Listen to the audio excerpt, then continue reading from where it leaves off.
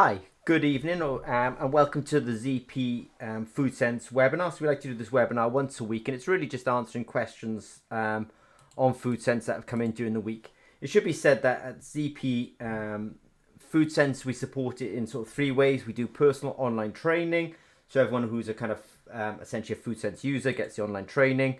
We do have weekly webinars. This is the weekly webinar, and we use this as an opportunity to answer questions for either clients or potential clients. So I'll answer a couple of questions this week, and then we do have our monthly webinar as well. So the questions this week about testing Chipotle mayonnaise, and I want to say a particular thank you to the FoodSense representative in Australia. This guy's a very senior scientist, really experienced, and brings a lot of value actually. So if you're in Australia and you're thinking about using the FoodSense, then you're extremely lucky because the guy supporting the FoodSense out there is excellent. We've also want to answer some questions related to a potential client in the US about blending chili powders, and I'll get to that in a minute. So we're going to talk about two things today. One of them is testing complex matrix like mayonnaise, full of fats, full of oils, and some capsaicin as well through the powders, through the chili. And then I'll also talk about how you can take two chili powders, one mild, one hot, and actually blend them and actually come to the correct, let's say, hotness. I don't think this is done too much, and it's certainly not done in a sort of scientific, objective manner. And that's because people don't have FoodSense. So this is FoodSense here. You will see images of it during this little webinar now. But I just want to say this is the chili sensors, and this is the FoodSense meter. And these sensors essentially go on the meter, and then we put samples of the chilies samples onto that. So there won't be so much about the instrument today. There more will be about applications. But let me go forward very quickly and just say the third thing I said was that there's always a monthly webinar and demo. So on the 24th of April, we will be doing a demonstration. Any link that you see, I'll put underneath the video afterwards.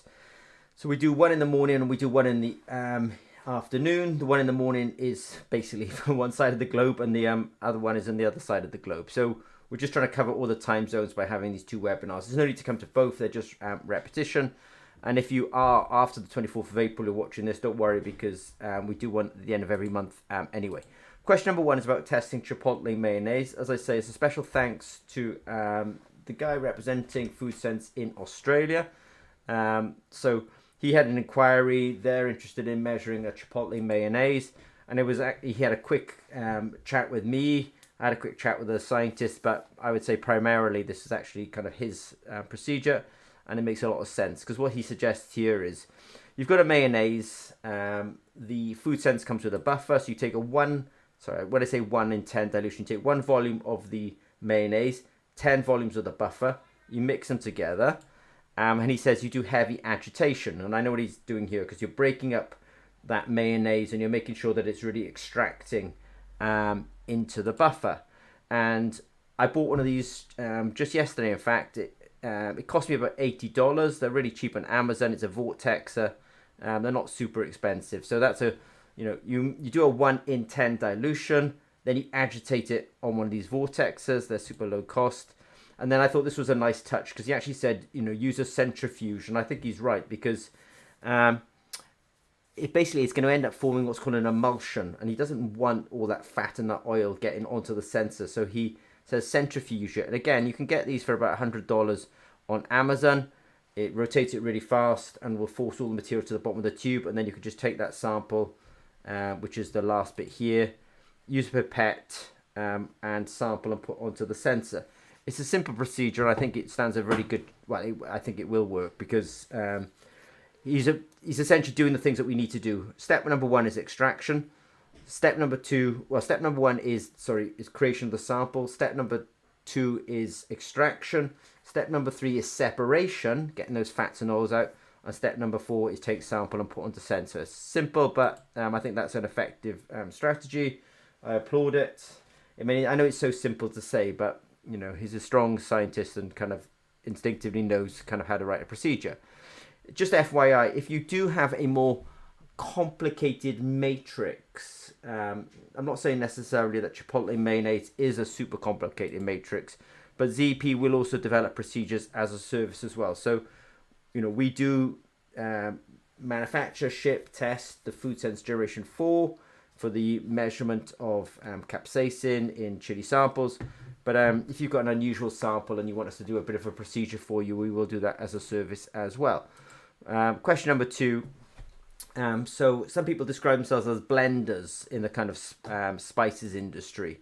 And this is just something that I kind of thought was interesting because it doesn't happen that much. And the reason this doesn't happen is because if today you want to measure the hotness of a chili powder, the Scoville heat unit for a chili powder, you have to send it out for HPLC testing. It takes too long, is too expensive, and probably doesn't account for the heterogeneity in chili powders. If you're not sure about what I mean by this heterogeneity of chili powders, it's worth coming along to one of our webinars. But what we suggest to see is if you want to make up a certain Scoville heat unit of a chili powder, then you probably need to find a hot spicy chili powder. So something that's like 1 million Scoville heat units, that's extremely hot.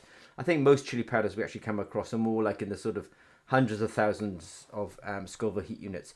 But you also potentially need a mild one. So if you have something's very hot and something's very mild, by blending them, you can basically bring it to to some sort of level between the two powders. So, for example, if I take a mass of the hot spice and a mass of the mild spice and I blend them together, then I'll have some sort of blend that's somewhere between the two extremes here. You can only do this kind of work, see, if you've got a really rapid way of actually being able to test the two incoming materials and also follow the process as well. So when you've blended them, you can actually then confirm it on the FoodSense Generation 4. And the reason people don't do this too much is because I suppose in some ways we're bringing kind of some of our chemistry skills back into the food industry. But also people just don't have these instruments for rapid testing. So if you want to, so that's why this is probably not done so much. So I did some calculations. So if you had a hot spice and a mild spice, and the hot spice was, for example, 750,000 Scoville heat units, and the mild spice, and this is very mild, it's 500 Scoville heat units. By blending them in different ratios, you can get to 500 to 300,000 to 100,000 to 50,000, and that's just by blending and varying the ratio between the very hot and the very mild. And as I say, it's not done too often. That's because I think people don't have the FoodSense Generation 4, but it's a very nice way of custom blending and then confirming actually before you ship to your customer that actually you got to the right hotness. So question number 1, a special thanks to the FoodSense representative in Australia. He came up with a procedure. We took a look at it. Yeah, it seems like a nice, simple, and I think effective procedure for measuring Chipotle mayonnaise. And then question number 2 was because potential client is a blending house. And we're just suggesting here that you not only can you use FoodSense Generation 4 as an incoming material tester and an outgoing material tester, you can actually use it as a process control as well as you blend those two powders together. So if you've got any questions of ZP and FoodSense Generation 4, I will put a link underneath how to contact us, but please don't hesitate to contact us. Okay, thanks very much.